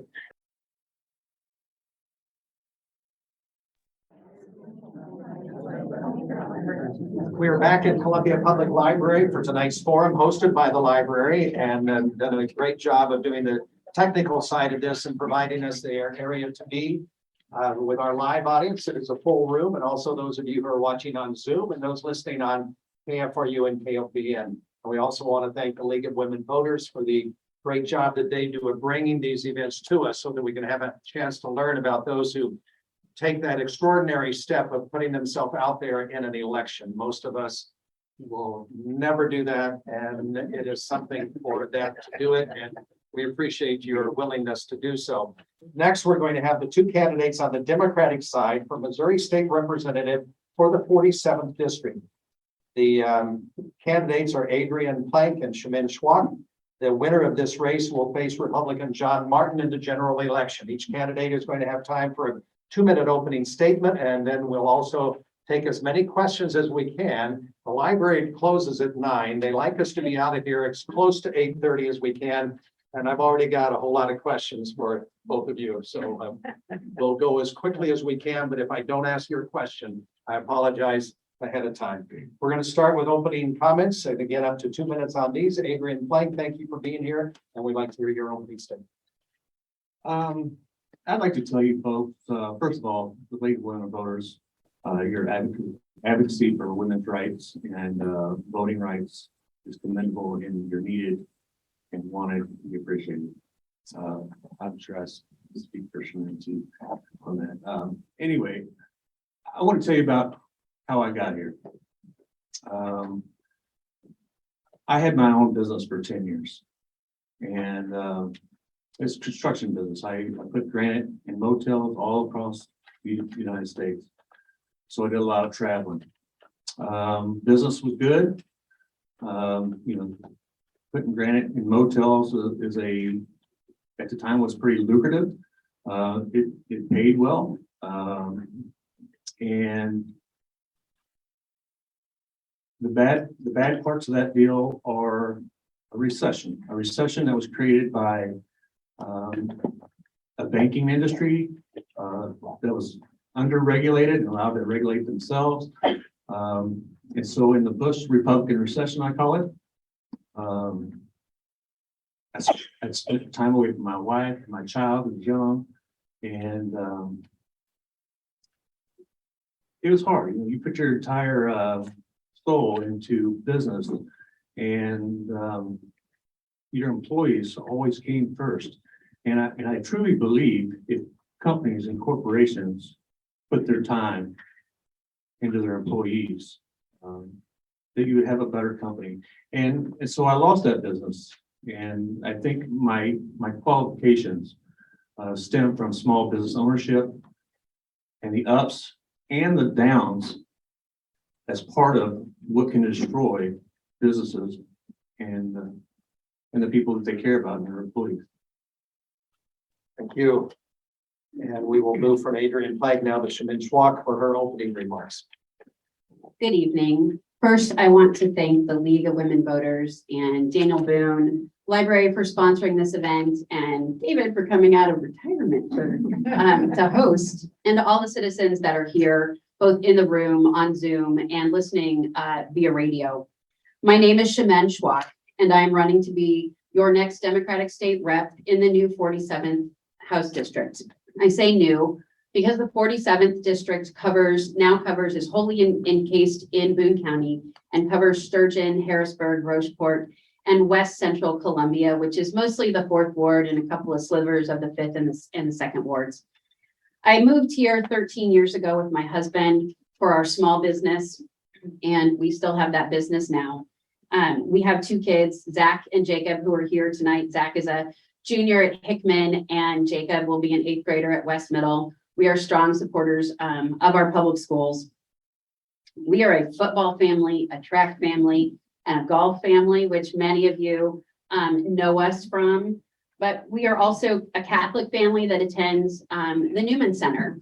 And I come from a working class union family. My grandmother was an organizer for the AFL-CIO in the 60s, and she was just trying to get the same benefits for women in the factory as the men. And she believed in women having agency. So, and then my mother, she was a role model for my mother, and my mother, who was a retired federal attorney, was a role model for me. These women are my role models. They taught me service to family, community, and country are important. And this is why I want to be your next state rep. I've spent my adult life serving and volunteering in our community, fighting for agency and bodily autonomy, fighting for us to love who we want to love and to live in a community where we can all thrive and have living wages. And I will continue to fight for all of those things in Jeff City at the state legislature. We'll go to questions now. I want to start with the questions from the League of Women Voters. Adrian Plank first on this one. If elected, what will be your top priority on behalf of the voters in your district? On behalf of the voters, well, you know, as far as constituents are concerned, there are many things I want to do. For instance, Rocheport, they've been advocating for a retaining wall for floodwaters, a cell phone tower with no equipment on it. There's Sturgeon, who has trouble keeping teachers because they can't pay enough. There's Harrisburg, who's concerned about their property rights and foreign-owned turbine transmission lines coming through their properties. So there's a lot of different aspects to our constituents, and I feel like the policies that I will champion will represent all of the district, not just one ward. Thank you. Shamin Schwak, the same question. If elected, what would be your top priority on behalf of the voters?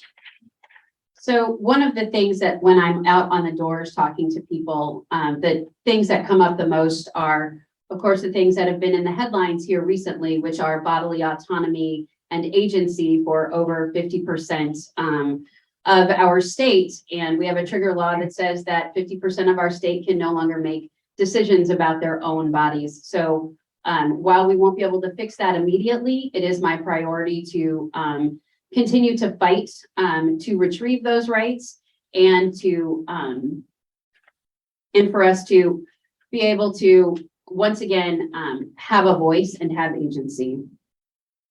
Let me ask a question that the league has written this way, and I'm going to rephrase it. How will you, this is how it's originally written, and we'll start with Shamin Schwak on this one. How will you work to pass legislation when the Democrats are a super minority party in the legislature?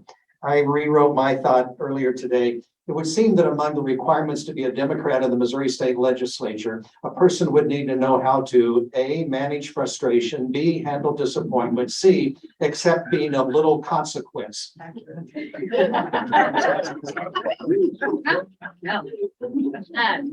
So, I do not feel like I'm of little consequence. And when I am elected, right now, I already sit on several statewide boards. I'm the vice president of the board for Missouri Family Health Council. We provide the Title X family planning for the state. We serve 44,000 patients a year and work with county health departments and FQRHCs from the Boot Heel over to Joplin and up to Kansas City at Children's Mercy and over to St. Louis. There are a lot of different folks in there. I also sit on Kids Win Missouri, which is a nonpartisan board also where I reach across the aisle and in work groups with people. So I believe that I am well suited to collaborate because that is what is necessary in Jeff City to get legislation passed, and we need more collaboration. And we'll go to Adrian Plank, same question. I find it, being as I have a family full of Republicans and conservatives and was brought up in that manner. So I can speak their language for one, and I feel like, especially my sustainable farming policies, especially when it comes to corporate owned and a monopolized system that's not conducive to a free market. We got to find the issues that we agree on, and if we can agree that we shouldn't be monopolizing our food industry and realizing that we need to diversify our farming industry to make it more viable. I believe just that one instance alone allows me to speak Republican language. We'll start with Adrian Plank on this one, and this is another question from the league. What efforts will you make to establish a dialogue with your constituents? Say it one more time. What efforts you would make to establish a dialogue with your constituents? Dialogue. I mean, I do that every day. Let me tell you what I've been doing. I've knocked 3,300 doors. I've talked to almost every targeted door in the new parts of the district. And with those conversations comes a lot of dialogue. And so I get to learn exactly what they're thinking, what's on their minds, what their concerns are. And the conversations are fantastic. And so they get to feel who I am as a person, and I get to hear their concerns. And I think that's an awesome way to do it. Shamin Schwak, your answer? So I think it's very important that our leaders in Jeff City actually listen to us and have open door policies and take our calls. We currently have leadership in Boone County that will not take calls, that actually blocks constituents on social media and is actually very rude in person when you try and talk to them. When I am in Jeff City, I will take everyone's calls, no matter if you voted for me or did not, whether you agree with me on everything or not. I will continue to hold town meetings. Like last week, we had a post-road discussion where we invited everyone in the community to come and have a conversation. That conversation went much longer than we had planned, but that is the role of a state legislature. When people come and they want answers and they want to talk, that you sit and you talk with them as long as necessary so that they feel heard. This will be for Shamin Schwak first, and this was the very first question that was handed in tonight. Will you look for ways to invest in public transit, and how would you do that? So I am a big fan of public transit, and yes, I will look for ways to for the state to fund more public transit. I think public transit, particularly light rail and our city bus systems, are woefully unfunded in some places and we have none in others. And one of the things that public transit helps with is climate. It reduces urban sprawl. People create neighborhoods around when there's good transportation and if they can get to their jobs easily, people will ride the system instead of the bus it, instead of their cars, which reduces emissions into the air. And so, these are ways that we can both hit climate, but we can also improve the actual functioning of our cities and our state. If we had light rail from here to Jeff City, oh my gosh. If we had from St. Louis to Jeff to Kansas City, we could all travel much more quickly and efficiently. And we would reduce actual traffic incidents on our highways also. Adrian Plank, the same question. Would you look for ways to invest in public transit and how? Absolutely. Let me tell you, a lot of people aren't happy with the federal government, I'm sure right now, but I can tell you one great thing that happened, and they passed a $551 billion infrastructure bill, and Missouri is going to get $9.1 billion. And that's going to be infrastructure, which is going to be transportation, air, rail, and every federal dollar that gets spent out of that has to be union labor, union skilled labor. And so that's a state legislature and be endorsed by Smart Local 36, sheet metal and laborers, transportation, air and rail. They know that I'm going to advocate for them, and we will definitely bring that to Columbia. We also need to make sure that we've been talking about expanding 70 for years, lots of talk. But now that we have some money to improve our infrastructure, we need somebody there to advocate for it. This will be Adrian Plank's question first. And while you're talking about endorsements, I've got a question from one in the audience that's talking about some confusion in regard to endorsements in regard to gun safety, and especially Everytown for gun safety. Let's talk about the gun issue as far as gun rights are concerned in the state, and where you fall on that, and what kind of endorsements you're finding and receiving from that. Me first. Yeah, I man, such a topic. Our gun laws are no different or better than Texas. And I can tell you right now, we're able to separate ourselves to some degree because of the distance. And so when I advocate for gun safety, it will be through, I'm a union carpenter. We get trained and we get certified on certain things that can hurt and kill us.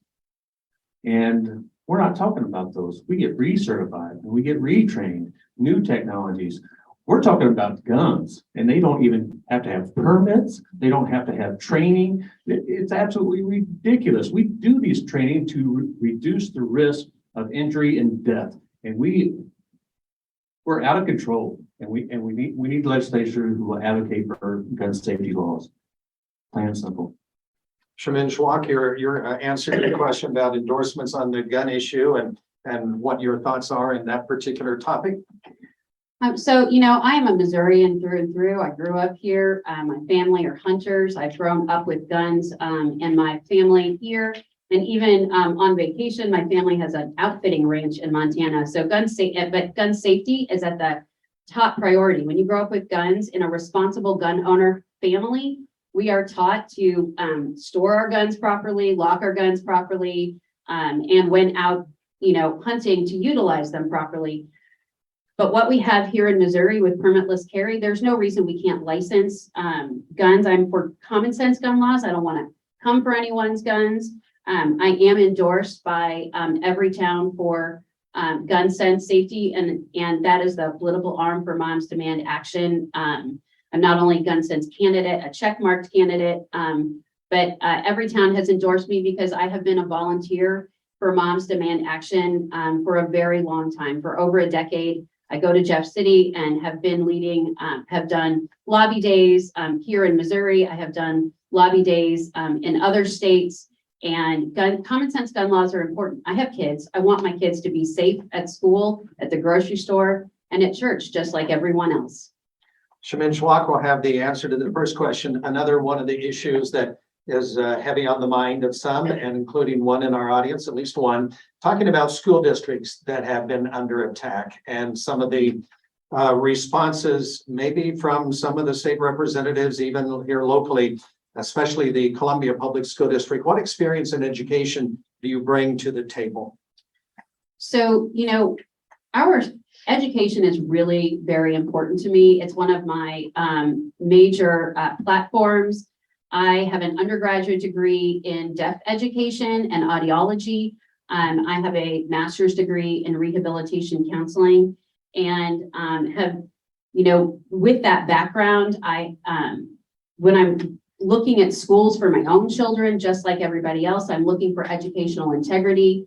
I'm looking for my teachers to be certified and to know what they're teaching, and to trust them. And I trust our teachers here in Columbia. Our legislators who seem to feel like it is in their purview to overreach from Jeff City down into our local school districts and tell them what should be the curriculum or what test questions should be is ridiculous. We need to fully fund our school districts as state legislatures, and we need to let cities who elect their school boards, let those school boards deal with local issues. All right, and Adrian Plank, same question. It's talking about school districts, especially if people have the local one in mind. What experience in education do you bring to the table? Well, I can definitely tell you what my experiences have been when it comes to the district. My daughter has gone to CPS schools from day one. She's now will be a junior at Hickman. And I've also been a product of the public school system from all the way through high school. I went to Central Missouri State. I am the policies I'm going to push. As a union carpenter, we've seen the attacks on our schools and the underfunding of our teachers and our public education system. And as Democrats, we've always advocated for that funding. So obviously that's not working. So like I said, as a union carpenter, I feel like teachers need to be able to stand for themselves. And I think it's a real damper on the system when they're not allowed to strike. And so when you lose all your collective bargaining leverage by not being able to strike, then that's something that I'm going to push for at the State House. Adrian Plank will have this, and we maybe have time for just a couple of questions and then closing remarks. I think this is an interesting one. I'm going to read it as it was handed to me. Do you feel you will be able to fairly represent the other gender, and how are you going to do that? Well, I am a male, and I understand that the representations from women to men are going to be different. I mean, you'd have to be a fool not to admit that. That doesn't mean I'm not going to advocate for the other gender. I've been pro-choice my entire life, my adult life. I've got a daughter that's 16 who's just lost all her rights. I got a wife that has a Mirena to keep down the bleeding and the pain in her system. So, am I going to advocate for women's rights? Absolutely. It's absolutely ridiculous. And I can tell you right now that if we don't stick together on this, it doesn't matter what our genders are. If we don't work together, all of us, 70% of us don't agree with the decision that was made in the courts. So let's be honest. If we don't work together and fight for each other's rights, then we're fools. Shamin Schwak, your question, do you feel you're able to fairly represent the other gender, and how are you going to do that? So I'm going to answer a slightly different question. I feel like I am more than capable of representing the gender that a person decides that they are. I use the pronoun she, her. We have non-binary, we have trans folks, folks who don't necessarily identify as she, her. And I believe that I can well represent all of the genders in Jeff City. I am, and I have already, I've testified for many years on Mona. I have testified for many years. And this year, I specifically testified on several bills where we were attacking families with trans kids and them trying to get affirming healthcare. I think that I am well equipped to fight for everyone, and that is important. Final question, and this is kind of a general question, but I'm just curious as to where you'll take it. Shaman Shwak, you get the first one on this. Describe your supporters. Whew, my supporters are broad. I have a broad broad group of supporters, I would say. I have a group of independent folks. My husband is not a big D Democrat like I am. So I've got some independents in my corner already.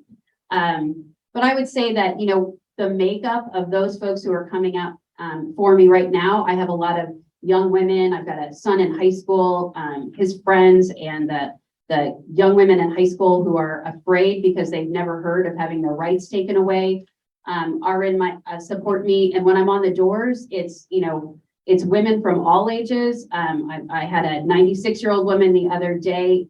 Literally, I was taken aback because she was so mad. She was pretty much spitting and cussing about the SCOTUS decisions, and not just about abortion, but also about Miranda and about the gun laws. She was very well informed and just very angry. And I do have a lot of men and in my corner, and a lot of teachers. When you look at my endorsement page, there are a lot of retired, current and retired healthcare professionals, current and retired teachers, some scientists, and in some working class young women and men who are just fed up. Same question now to Adrian Plank, our final answer from the question. Describe your supporters. My supporters are passionate. They're diverse. They're of many genders. And I feel like a lot of my supporters are working class, dedicated family people. And they see what I do and how hard I work to make change, which I've done for years. And I think that's important to them. So my supporters is freaking awesome. Sorry, I couldn't get to all of the questions that were handed to me tonight, but I think we have a pretty good feel of our candidates. Let us appreciate the candidates for the 47th District State Representative. Oh, closing remarks. Well, I thank you for being here. Shannon Martin, you get to lead off our closing remarks. I was just trying to get us out of here. Well, my name is Shannon Martin, and I am experienced and qualified, and I will always fight for you. I am the only candidate in this primary to be endorsed by Pro-Choice Missouri, formerly NARAL, Vote Pro-Choice, the Missouri Women's Political Caucus, and the only candidate in this primary to carry the Everytown for Gun Sense Action Fund endorsement. We need 8 seats to break the supermajority in the House, and the 47th is one of those seats. And we need the right candidate in order to beat the Republican on the ballot in November. And I am that candidate. I will always fight for everyone. And I would like to ask for your vote. My name is Shannon Schwak. Vote for me on August 2nd. If you would like to know more about my campaign, you can look at Shaman for Missouri. That's the number 4. Shaman for Missouri on Facebook, Twitter, Instagram, and TikTok. And I want to just thank the league once again. I'm a proud member of the league, and I so appreciate the years of these forums. And Daniel Boone, and once again, David Lyle. Thank you. Adrian Plank, your closing remarks, please. As a dedicated progressive Democrat who's helped countless candidates run in red districts to not win. I put in tons of work. I've knocked thousands of doors, not just for me, but for other candidates. And as a person so dedicated and committed to change, for the longevity that I have put in to make that change, people know me. This district knows who I am. They know what I stand for, and I believe I'm the best candidate for the 47th district. And with the endorsements that I have with labor, with Moms Demand Action as a gun sense candidate, countless community leaders, And the ability in my fundraising abilities and my commitment to the entire district. They know who I am because I've seen every one of them. They know, even if they're Republicans, they know who I am and what I represent. And I think that's important. And that makes me a representative of those constituents. And that's what I'm going to do. Adrian Plank, Shamin Schwak, they're the Democratic candidates, 47th District. We appreciate you being here tonight. The audience is always amazing. Thank you so much for what you bring to these events. Also, the League of Women Voters, thank you for what you do. Lauren from the library, thank you. And your tech crew, thank you, Sharon, for getting questions to me. Tech crews and also KFRU and KOPN. And the league has a voter guide for the primary election. It's available on their website. Do a search for League of Women Voters Boone County or go lwdcbc.org. And we encourage you to vote in the August 2nd election. Thank you and have a good evening.